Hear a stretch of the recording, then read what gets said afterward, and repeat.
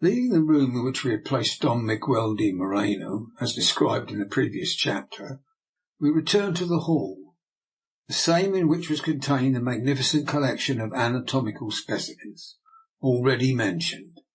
Tired as I was, for it must be remembered that I had had but little sleep during the first night I had spent on board the Donna Mercedes, and none at all on that through which we had just passed.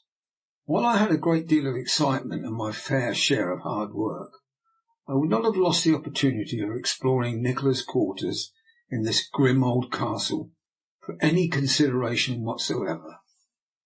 Nikola himself, though one would have scarcely thought it from his appearance, must have possessed a constitution of iron, for he seemed as fresh as when I first had seen him at Kelleran's house in London.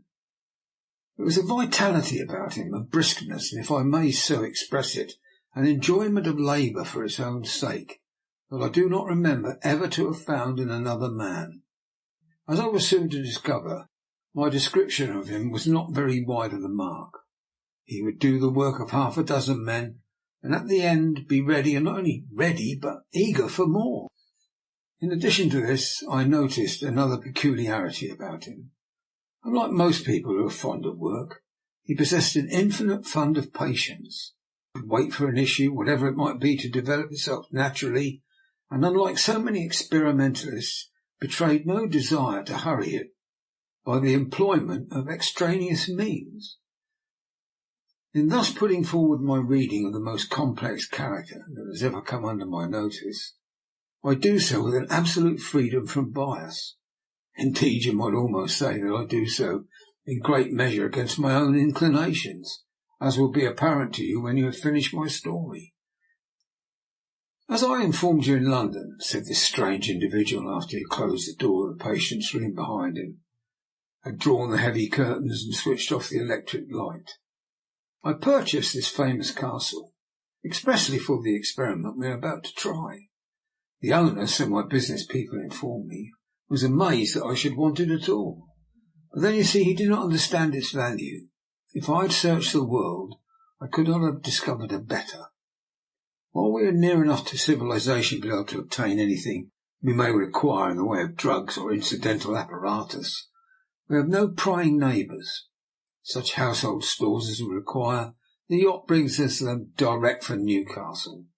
An old man and woman who take care of the place when I am absent have their quarters in the keep. My Chinese servant cooks for me personally and attends to the wants, which are not many, of the other people under my care. Other people under your care? I echoed. I had no idea there was anyone in the house save yourself and your servants.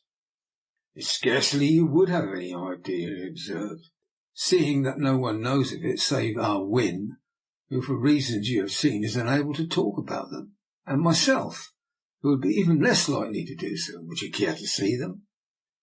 I replied that I would very much like to do so, and he was about to lead me across the hall towards the door through which the Chinese servant had entered some little time before, when a curious circumstance happened. With a bound that was not unlike the spring of a tiger, an enormous cat, black as the pit of Tophet, jumped from the room and, approaching his master, rubbed himself backwards and forwards against his legs. Seeing my astonishment, Nikola condescended to explain. "You're going to say that I can tell you that you have never seen such a cat as Apollyon. I suppose you have. If he could talk, he would be able to tell you some strange stories, would you not, old man? You've been my almost constant companion for many years, and more than once he has been the means of saving my life." Replacing Apollyon, whom he had picked up, on the floor, he conducted me towards the entrance of another corridor, which led in direction of the keep. Halfway down it was a rough iron gate, which was securely padlocked. Nikola undid it, and when we were on the other side, carefully relocked it after him. "Though you may not think so," he said, "these precautions are necessary. Some of my patients are extremely valuable, and I have not the least desire that they should escape from my keeping and fall over the battlements into the sea below. Follow me." I accompanied him towards yet another door, which he also unlocked. The scene which met my gaze as he threw it open, to employ a hackneyed phrase, beggars description. The room was about the same size as that was occupied by the Donna Consuelo, but it was not its proportions that amazed me, but its occupants. Accustomed as I had necessarily been by virtue of my profession to what are commonly called horrors, I found that I was not proof against what I had before me now. It was sufficient to make my blood run cold. Anything more gruesome could scarcely have been discovered or even imagined. Try to picture for yourself the inmates of a dozen freak museums, and the worst of monstrosities of which you have ever read or heard, and you will only have some dim notion of the folk whom Nikola so ironically called his patients. Some were like men, but not men as we know them. Some were like monkeys, but of a kind I had never seen before, which I sincerely hope I may never see again. There were things dull, flabby, faceless things, but there, I can go no further. To attempt to describe them to you in detail is a work of which my pen is quite incapable. A happy family, said Nikola, advancing into the room, and without exception devoted to their nurse, our Win yonder, who, as you are aware, in a measure shares their afflictions with them. Some day, if you care about it, I should be only too pleased to give you a lecture with demonstrations, such as you would get in no medical school in the world. Though I have attempted to set down this offer word for word, I have but the vaguest recollection of it, for long before he had finished speaking, I had staggered sick and faint with horror into the corridor outside. Not for the wealth of England would I have remained there a minute longer.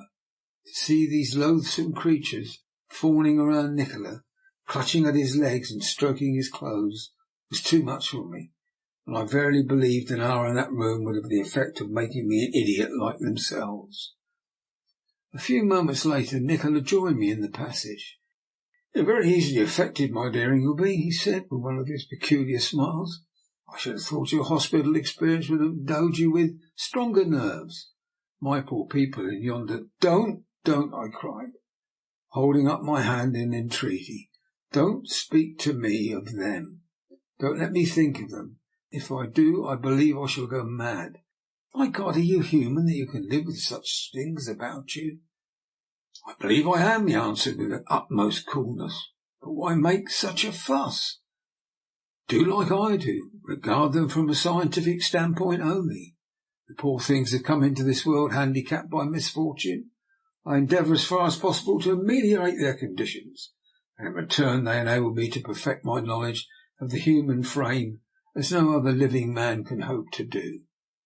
Of course I know there are people who look askance at me for keeping them. It doesn't trouble me. At one time they lived with me in Port Said, which, when you come to think of it, was a fit and proper place for such a hospital. Circumstances, however, combined to induce me to leave. Eventually we came here. Some time, if you care to hear it, I will tell you the story of their voyage home. It would interest you." I protested, however, that I desired to hear no more about them. I had both seen and heard too much already. That being so, Nikola led me along the passage and through the iron gate, which he locked behind him, as before, and so conducted me to the hall whence we had first set out. Once there, he went into a corner cabinet, and from it produced a decanter. Pouring me out a stiff glass of brandy, he bade me drink it. "You look as if you wanted," he said, and heaven knows he was right. "And now," he said, when I had finished it, "if you will take my advice, you'll lie down for an hour or two. For the convenience of our work, I have arranged that you shall occupy a room near me. This is it. Should I want you, I will ring a bell." The room to which he alluded adjoined his own. It was situated at the far end of the hall, the door, like those of the others I have described, being concealed behind a curtain. Never was permission to retire more willingly accepted, and within 5 minutes of leaving him I was in bed and asleep. It must have been between 10 and 11 o'clock in the forenoon when I retired. The afternoon was well advanced before I woke again. Heavily as I slept, however, it had not been a restful slumber. All things considered, I had much better have been waking. Over and over again I saw the Donna Consuelo standing before me, just as she had done before Nikola that day. There was this difference, however. Instead of asking to be allowed to remain with her grandfather, their prayer was that I should save both him and her from Nikola. While she pleaded to me, the faces of the terrible creatures I had seen in that room down the passage peered at us from all sorts of hiding places. I had acceded to the Donna's request, and was flying from the castle, carrying her in my arms. At last, after I appeared to have been running for an eternity, we reached the shore, where I hoped to find a boat awaiting us, but not a sign of one was to be seen. While I waited, day broke, and I placed my burden on the sand, only to spring back from it with a cry of horror. It was not Donna Consuelo I had been carrying, but one of those loathsome creatures I had seen in that terrible room. A fit of rage came over me. I was about to wreak my vengeance on the unhappy idiot when I woke. I looked about me at the somewhat sparsely furnished room, and some seconds elapsed before I realized where I was. The memory of our arrival at the castle, and all that had happened since, returned to me. I shuddered, and had it not been for that poor girl, so lonely and friendless, I could have found it in my heart to wish myself back in London once more. Having dressed myself, I went out into the hall. Nikola was not there. I waited for some time, but as he did not put in an appearance, I left the room and made my way down the corridor in the direction of the Donna Consuelo's sitting room. Not being able to get an answer when I knocked, I continued my walk, ascended another flight of stairs, and eventually found myself upon the battlements. A better place for observing the construction of the castle and obtaining a view of surrounding country could not have been desired. On one side I could look away across the moorland towards a distant range of hills, on the other along the cliffs and across the wide expanse of sea. In the tiny bay to my right, the yacht which had brought us from Newcastle lay at anchor, and had it not been for that and a column of smoke rising from a chimney, I might have believed myself to be living in a world of my own. For some time I stood watching the panorama spread out before me. I was still looking at it when a soft footfall sounded on the stones behind me. I turned to find Donna Consuelo approaching me. She was dressed entirely in black, and wore a lace mantilla over her shoulders. "Thank heaven I have found you, Dr. Ingleby," she cried, as she hastened towards me. "I began to think myself deserted by everybody." "Why should you do that?" I asked. "You know that could never be." "I am certain of nothing now," she answered. "You cannot imagine what I have been through today." "Indeed, I am sorry to hear you have been unhappy," I continued. "Is there any way I can be of service to you?" "There are many ways, but I fear you would not employ them," she replied. "I am hungering to be with my great-grandfather again. Can you tell me why Dr. Nikola takes him away from me?" "I fancied that he had told you," I answered.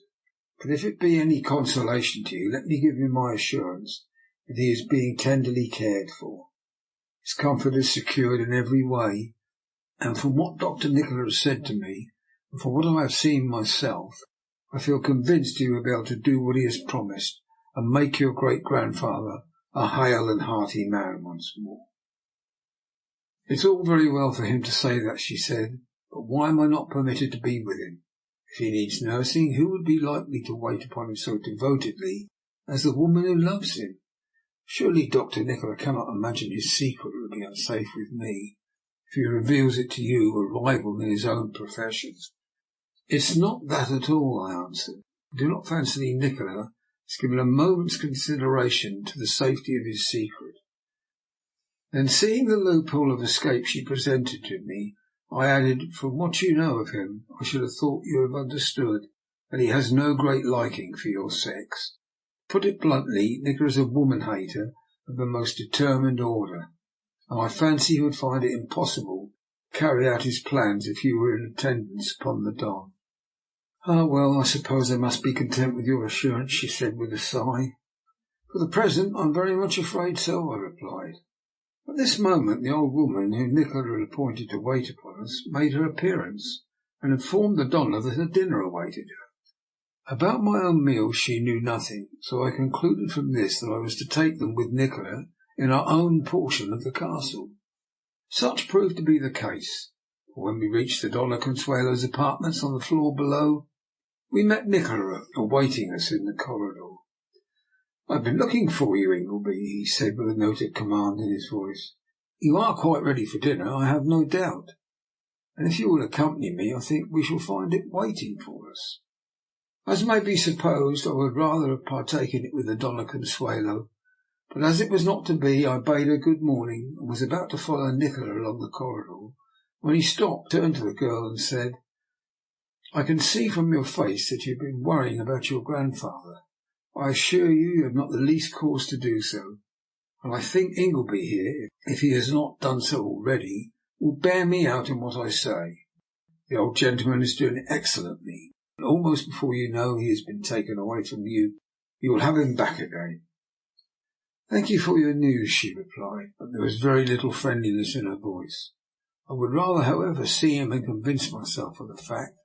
Then, bowing to us, she retired to her own departments, while we made our way to the hall in search of our meal. "To-morrow morning," said Nikola, as we drew up our chairs to the table, "we must commence work in earnest. After that, for some weeks to come, I am afraid you will see but little of your fair friend down yonder. You seem to be on excellent terms with each other." As he said this, he shot a keen glance at me, as though he was desirous of discovering what was passing in my mind. I was quite prepared for him, however, and I answered in such an unconcerned way that I flattered myself, should he have got into his head that there was anything more than mere friendship in our intimacy, he would be immediately disabused of the notion. As he predicted, the following morning saw the commencement of that gigantic struggle with the forces of nature, upon the result of which Nikola had pinned so much faith, and which was destined, so he affirmed, to revolutionize the world. The most exhaustive preparations had been made. The duration of our watches in the sick room were duly apportioned, and a minute outline of the treatment proposed was propounded to me. On entering the dark room in which the old Don lay, I discovered that two bronze pedestals, the use of which had puzzled me so much on my first visit, had been moved near the bed, one being placed on its head and the other at its foot. These, Nikola pointed out to me, were the terminals of an electric conductor for producing a constant current, which was to play without intermission a few feet above the patient's head. A peculiar and penetrating smell filled the room, which I had no difficulty in recognizing as ozone, though Nikola's reason for using it in such a case was not at first apparent to me. The old Don himself lay just as we had left him the previous morning. His hands were by his sides, his eyes as usual were open, but saw nothing. It is not until I examined him closely that a slight respiratory movement was observable. "When I am not here," said Nikola, "it must be your business to see that this electric current is kept continually playing above him. It must not be permitted for an instant to abate 1 unit of its strength." Then, pointing to an instrument fixed at the further wall, he continued, "Here is a voltmeter with the maximum and minimum points plainly marked upon it. Your record must also include temperature, which you will take on these dry, wet thermometers once every quarter of an hour. The currents of hot and cold air you can regulate by means of these handles. The temperature of the patient himself must be noted once in every hour, and should on no account be permitted to get higher or lower than it is at the present moment." Taking a clinical thermometer from his pocket, he applied it, and when he had noted the result, handed it to me. "If it rises 2 points above that before the same hour 3 days hence, he will die. No skill can save him. If it drops, well, in 80% of the cases the result will be the same. And suppose I detect a tendency to rise. In that case you must communicate instantly with me. Here is an electric button which will put you in touch with my room. I hope, however, that you will have no necessity to use it." Then, placing his hand upon my shoulder, he looked me full in the face. "Ingleby," he said, "you see how much trust I am placing in you. I tell you frankly, you have a great responsibility upon your shoulders. I am not going to beat about the bush with you. In this case there is no such thing as certainty. I have made the attempt 3 times before, and on each occasion my man has died simply through a moment's inattention on the part of my assistant. If the love of science and a proper appreciation of the compliment I have paid you in asking you to share with me the honour of this great discovery do not weigh with you, then think of the girl with whom you talked upon your battlements yesterday. You tried to make me believe that she was nothing to you. Some day, however, she may be. Remember what her grandfather's death would mean to her. You need have no fear, I replied. I assure you, you can trust me implicitly. I do trust you, he answered. Now let us get to work. So saying, he crossed the room and opened a square box, heavily clamped with iron, from which he took 2 china pots of ointment. Then, disrobing the old man, we anointed him with the most scrupulous care from head to foot. This we did 3 times, after which the second curious apparatus I had seen standing in the corner was wheeled up to the bedside. That it was an electrical instrument of some sort was plain. What its specific use was I could not even conjecture. Nikola, however, very soon enlightened me upon the matter. Taking a number of large velvet pads, each of which was moulded to fit a definite position of the human body, he placed them in position, attached the wires that connected them with the machine, and when all was ready, turned on the current. At first no effect was observable. In about a minute and a half, however, if my memory serves me, the usual deathly pallor of the skin gave place to a faint blush, which presently increased till the skin exhibited a healthy glow. Little by little, the temporal veins, then so prominent, gradually disappeared.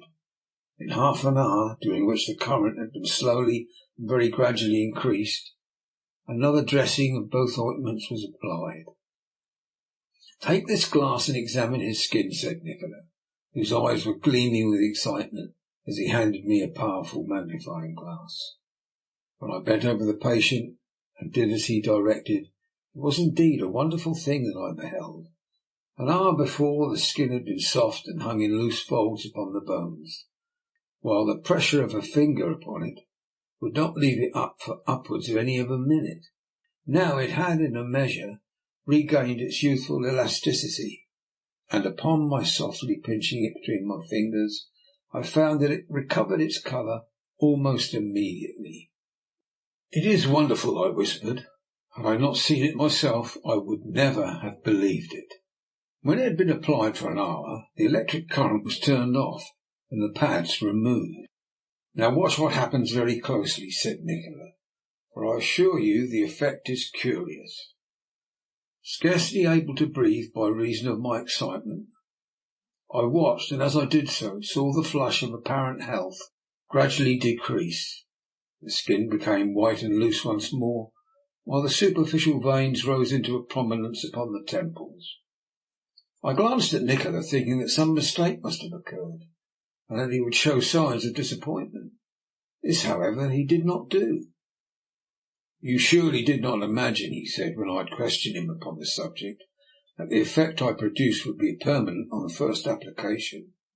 No, we may hope to achieve a more lasting result in a fortnight's time, but not till then. Meanwhile, the effect must be produced in the same fashion every 6 hours, both day and night. Now give me those rugs. We must cover him carefully.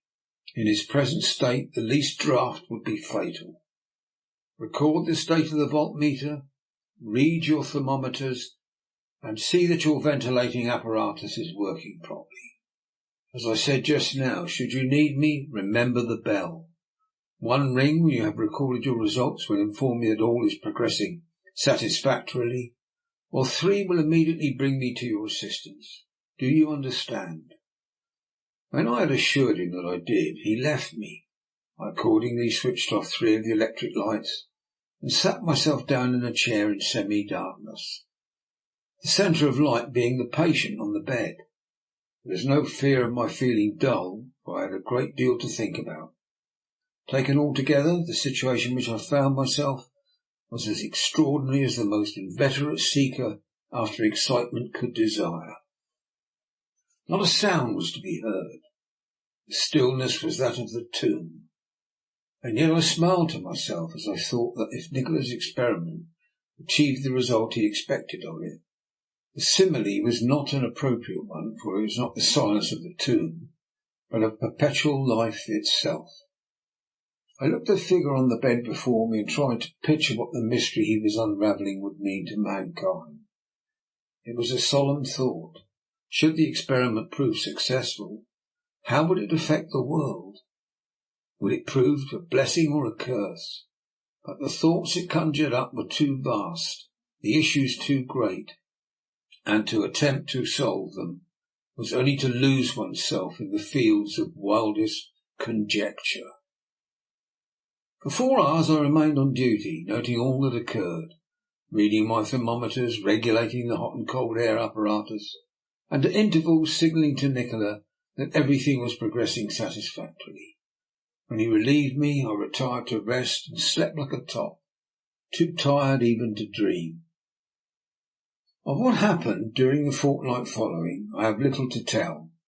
Nikola and I watched by the bedside in turn, took our exercise upon the battlements, ate and slept with the regularity of automata. The life on one side was monotonous in the extreme, on the other it was filled with an unholy excitement that was the greater inasmuch as it had been so carefully suppressed. To say that I was deeply interested in the work upon which I was engaged be by no means strong enough expression. The fire of enthusiasm to which I have alluded was raging once more in my heart, and yet there had been little enough so far in the experiment to excite it. With that regularity which characterized the whole of our operations, we carried on the work I have described. Every 6 hours saw the skin tighten and become elastic, the hue of the flesh change from white to pink, the veins recede, and the hollows fill only to return to their original state as soon as the electric current was withdrawn.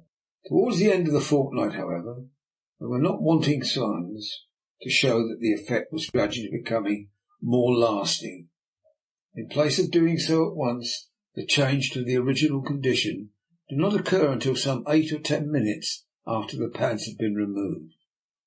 And here I must remark that there was one other point on which the case struck me as peculiar. When I had first seen the old man, his fingernails were of that pale yellow tint so often observable in the very old. Now they were a delicate shade of pink, while his hair was, I felt convinced, a darker shade than it had been before. As Nikola was careful to point out, we had arrived at the most critical stage of the experiment. A mistake at this juncture would not only undo all the work we had accomplished, but, what was more serious still, might very possibly cost us the life of the patient himself.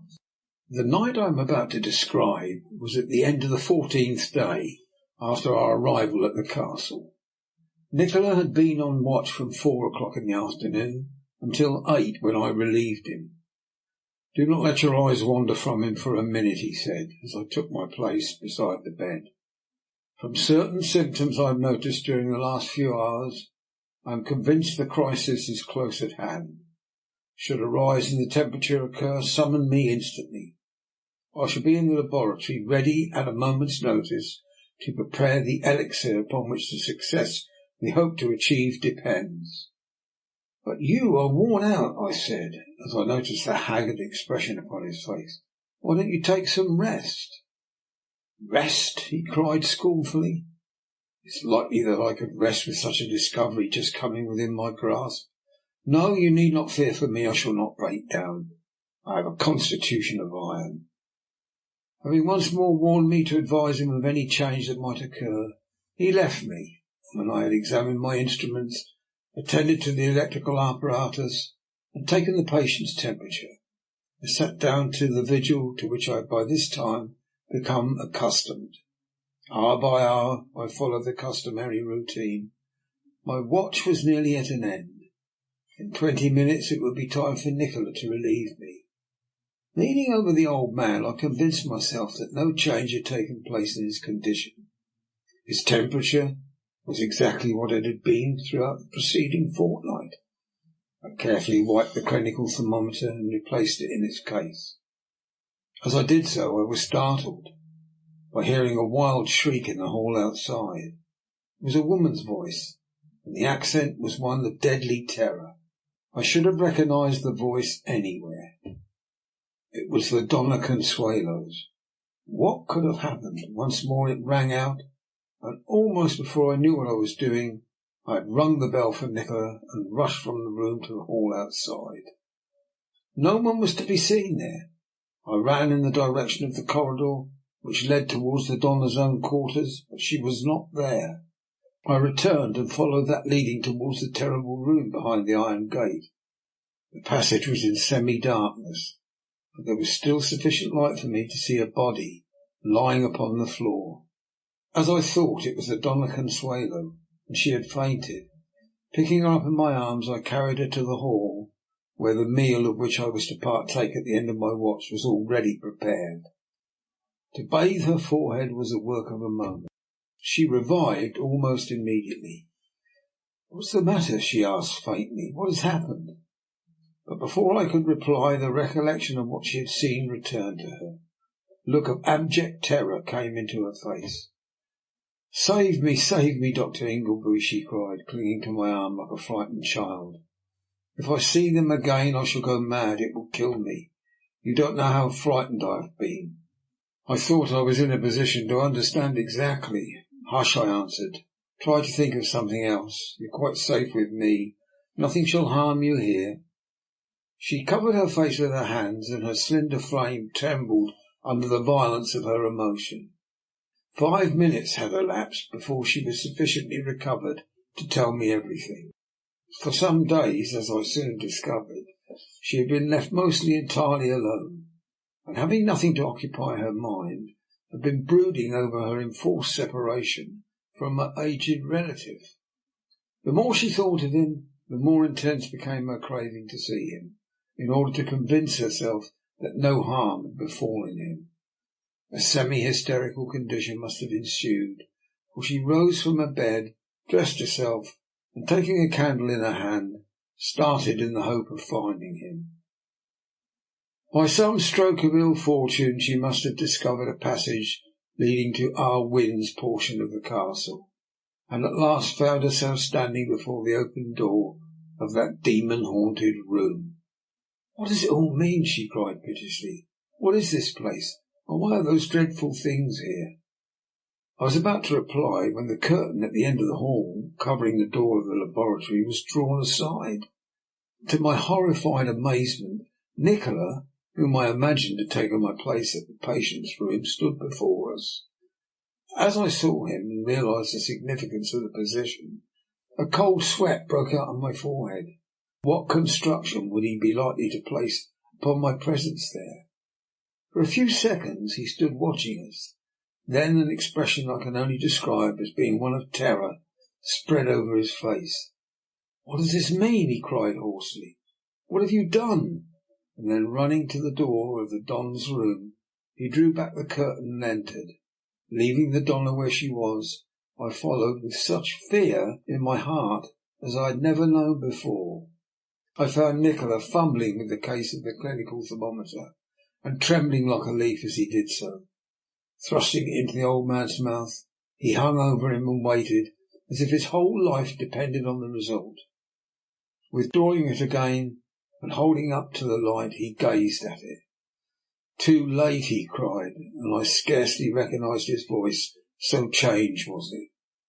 "His temperature has dropped a point, Ingleby. This is your doing. For all you know to the contrary, you may have killed him." End of chapter 6.